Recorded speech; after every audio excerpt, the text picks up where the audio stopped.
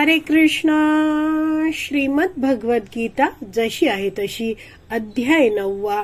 अध्यायाचं नाव आहे राजविद्या राजगुह्य योग.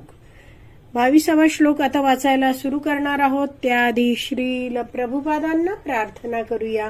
हे श्रील प्रभुपाद, आम्ही भगवद्गीता हा ग्रंथ वाचून समजून घेण्याचा प्रयत्न करीत आहोत. त्यासाठी आम्हाला आशीर्वाद द्या. धन्यवाद प्रभुपाद. श्लोक क्रमांक 22. भगवान श्रीकृष्ण अर्जुनाला सांगताहेत, अनन्यश्चिंतयन्तो माम ये जना पर्युपासते तेषां नित्यभियुक्तानां योगक्षेमं वहामि अहम्. भाषांतर. परंतु जे लोक अनन्य भक्तिभावाने माझ्या दिव्य स्वरूपाचे चिंतन करीत माझी उपासना करीतात त्यांच्या गरजा मी पूर्ण करतो आणि त्यांच्याकडे जे आहे त्याचे मी रक्षण करतो. तर शब्द जरा जाणून घेऊया. शब्दशः अर्थ बघत सांगते आहे.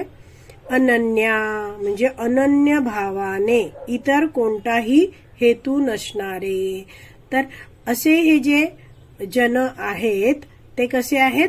भगवंतांची भक्ती करत आहेत. अनन्य म्हणजे नाही अन्य, केवळ भगवंतांना संतुष्ट करण्यासाठीच ते भक्ती करत आहेत. तर असे अनन्य चिंतयंतः, तर असे भक्त आहेत ते चिंतन करतात. कोणाचं चिंतन करतात? भगवंत म्हणतात माम, माझं चिंतन करतात.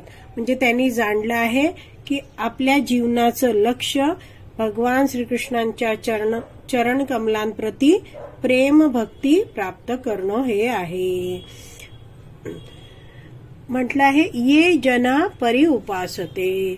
तर हे जन आहेत ते परिउपासते म्हणजे योग्य प्रकारे भगवंत म्हणतात माझी उपासना करता आहेत.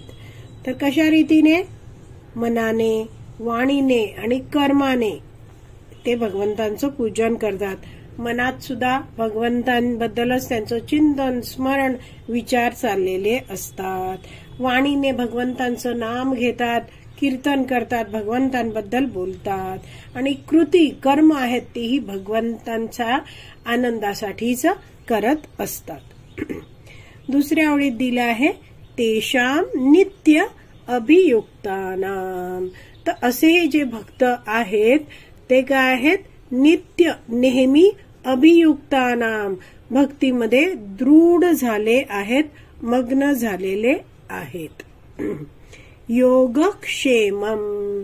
योगचा अर्थ आहे आवश्यकता किंवा गरजा. तर असे हे जे भगवंत आहेत ते इथे म्हटलंय बघा, मी त्यांच्या गरजा पुरवतो. तर भक्तिमय जीवनासाठी अनुकूल अशा गोष्टी भगवंत त्या भक्ताला पुरवत असतात. आणि क्षेमम म्हणजे काय? रक्षण करणं. तर भगवंत त्या भक्ताकडे जे काही आहे त्याचं रक्षण करतात. योगक्षेमम वहामि अहम. तर भाषांतर एकदा बघूया. भगवान श्रीकृष्ण म्हणतात, परंतु जे लोक अनन्य भक्तिभावाने माझ्या दिव्य स्वरूपाचे चिंतन करीत माझी उपासना करतात त्यांच्या गरजा मी पूर्ण करतो आणि त्यांच्याकडे जे काही आहे त्याचे मी रक्षण करतो. तर इथे परंतु म्हटलं आहे. तर परंतु का?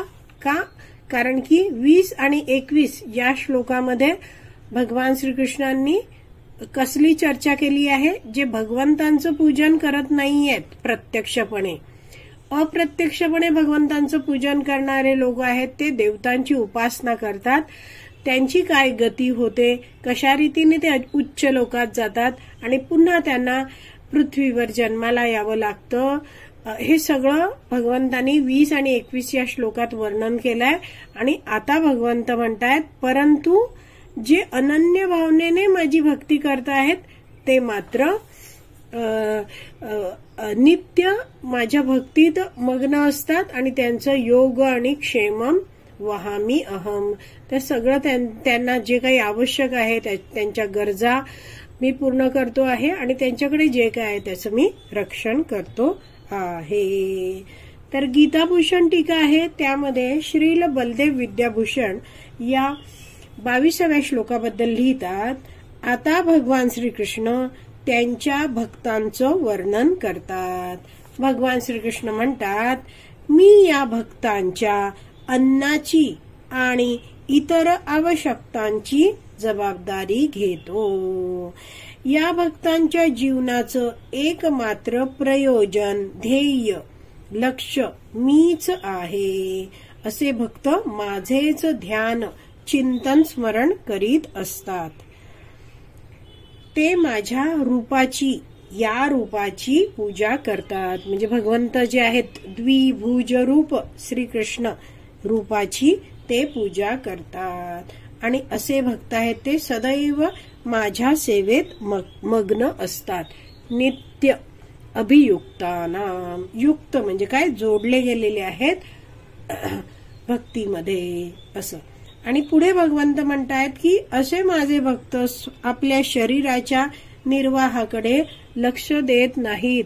ते स्वतःसाठी काही करायला उत्सुक नसतात, पण मात्र सर्व कार्य ते भगवंतांच्या संतुष्टीसाठीच करत असतात. भगवान श्रीकृष्ण पुढे म्हणतात, 3 वाक्य ते म्हणतात. ते आधी 3 वाक्य वाचूया आणि मग जाणून घेऊया.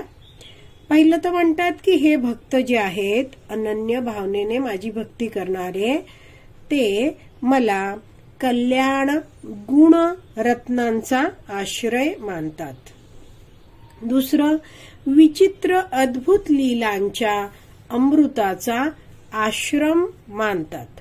आणि तिसरं, दिव्य विभूतींचा मी आश्रय आहे हे जाणून असे हे भक्त आहेत ते माझी पूजा करतात. तर वैष्णवाचार्य हे जे शब्द आहेत, हे जी वाक्य आहेत त्यांना अर्थ देताना म्हणता आहेत. भगवंत म्हणता आहेत, पहिलं तर एकच मिनिट हा, हे भक्त मला कल्याण गुण रत्नांचा आश्रय मानतात. म्हणजे भगवान श्रीकृष्णांमध्ये जे असलेले गुण आहेत ते रत्नांप्रमाणे आहेत. रत्न कशी मौल्यवान आहेत, असे मौल्यवान गुण भगवंतांमध्ये आहेत. आणि असे भगवंत सर्वांचे कल्याण करणारे आहेत.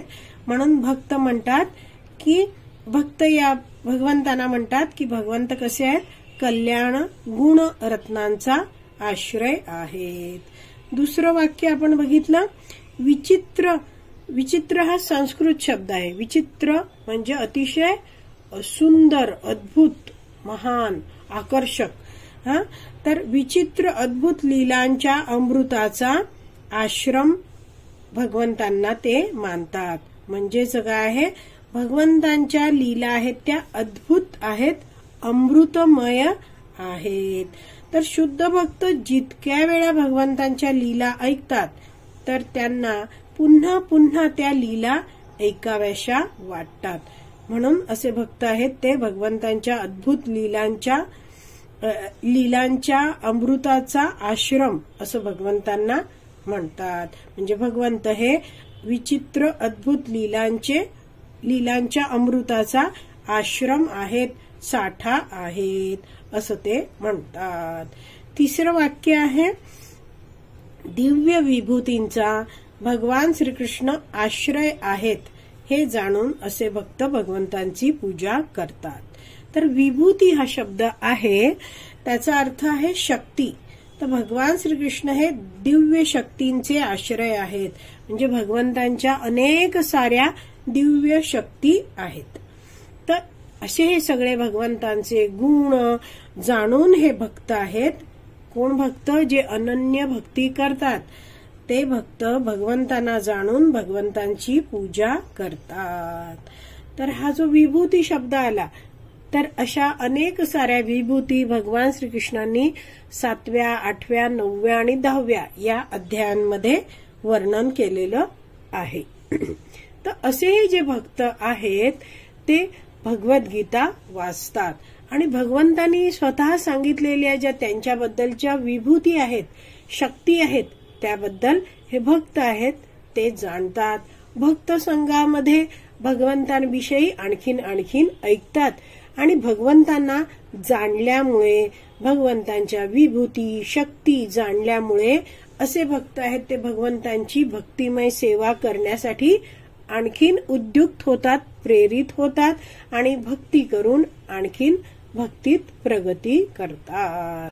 तर आज आपली विराम द्यायची वेळ झाली आहे. आज आपण इथेच विराम देऊया. श्रीमद भगवत गीता की जय. श्रील प्रभुपाद की जय. हरी बोल.